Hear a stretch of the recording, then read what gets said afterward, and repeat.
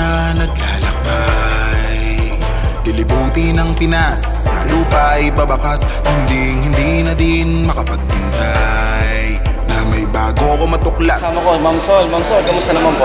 Okay naman, masayang-masaya naman. Nandito kayo ngayon sa amin. Salamat sa pagbisita. Ayun, Ma'am Sol, at natutuwa rin po kami doon sa narinig namin na priority nyo ngayon. Ay, isa sa mga prioridad nyo ay ang kami mga riders. Nagpapasalamat po. Yes, alam niyo po, si Sol Aragones at ang aking Sol Party List, isa talagang makikita niyo sa page namin. Yung pagmamahal natin sa ating mga riders, kinikilala natin ang kanilang kasipagan, ang kanilang dedikasyon sa trabaho para mabuhay ang pamilya. Pero siyempre, kailangan din nila ng tulong at proteksyon. No? Kaya nagbibigay kami ng helmet, top box, pangkabuhayan para sa kanila. Pero sa awa ng Diyos, kapag nabigyan ng pagkakataon ng makapaglingkod, higit pa dyan, nais natin siyempre magkaroon ng scholarship. Diba? Siyempre, isa na sa prioridad natin ang mga riders, hindi lang po matataas ang grado, ang bibigyan natin ng scholarship, pati yung mga grado ay palakol. May patok na patok po yung survey, nakita ko po. Oo, dahil ang gusto natin, hindi lang matataas ang marka, dahil bigyan din ng pagkakataon yung mabababa ang marka dahil maraming dahilan kung bakit mababa ang marka. Pwede walang pamasahe, pwede walang pangkain, at sari-sari pa. Bigyan natin ng chance sa mga batang ito. Pero kapag nagawa na natin sila ng scholar, sa susunod, dapat mataas na yung marka nila. Yes po, tama. At syempre, yung tertiary hospital na gusto natin, di ba? Talaga pangarap po ng buong... Pangarap natin yan, di ba, na nakumpleto sa kagamitan. At syempre, yung layunin natin na ang turismo ay lalong maunlarin dahil maraming kwento ang 30 na bayan ng Laguna. Dahil kapag may turismo, may hanap buhay po. Yes po, at yun nga po, sa turismo, malaking bagay at part din na yung mga riders natin. Yes. Dahil sila yung talagang literal na makakapunta sa mga lugar na hindi naaabot ng mga ferry.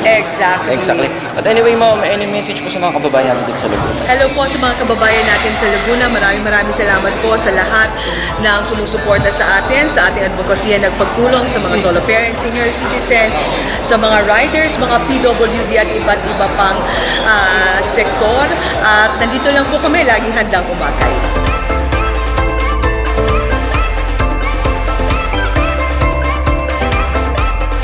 Yan, magandang tanghali. At kasama ko, sir, ano pa ka na, sir? Felipe Rabulan. Sir Felipe Rabulan. Ipe, Kuya Ipe. Na kinakatawan ng ano po, sir?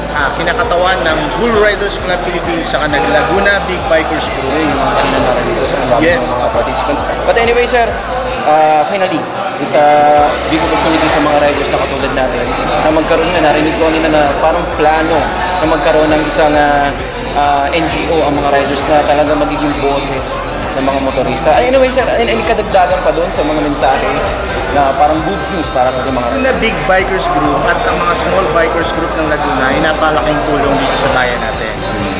Sila yung matatawag kong bayani dahil during pandemic days sila talaga yung lumanagari para maghatid sa atin ng tulong, ng mga information, bigyan ng magandang programa ang mga riders dito sa Laguna. Nakikita namin na mamahalin kami dito, no, sa pamamagitan ng mga yung mga magandang programa ng mga livelihood program. Message ko sa lahat ng riders ng Laguna, bayani ka. At bukod doon, mahal ka ng pamahalaan ni Gov. Sol Aragones at ni Vice Governor Piwi.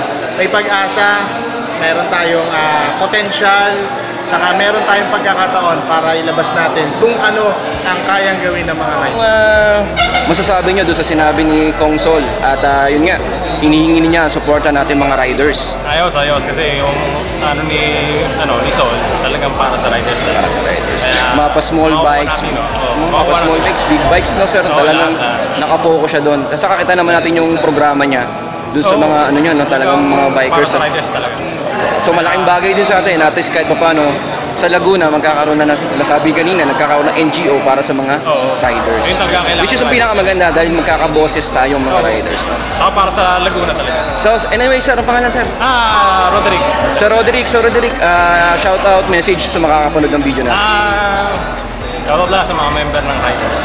Yun, shout out sa Laguna Big Bikers. Thank you sir, at maraming salamat. Thank you po. Thank you.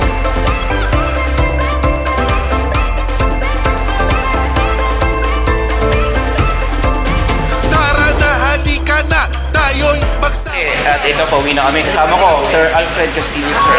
Oh yes. Oh sir, at ating katropa. Katropa, anong sasabi mo sa napunta natin kanina at nasaksiyan na programa ni Ma'am Akinisol. Talaga Ma'am Sol Aragones, anyway, Ma'am Sol. isa na tayong kumbaga membro na ng Akay ni Sol. Ayan, tayo. At maganda yung mga programa at plano ni Ma'am Sol Aragones.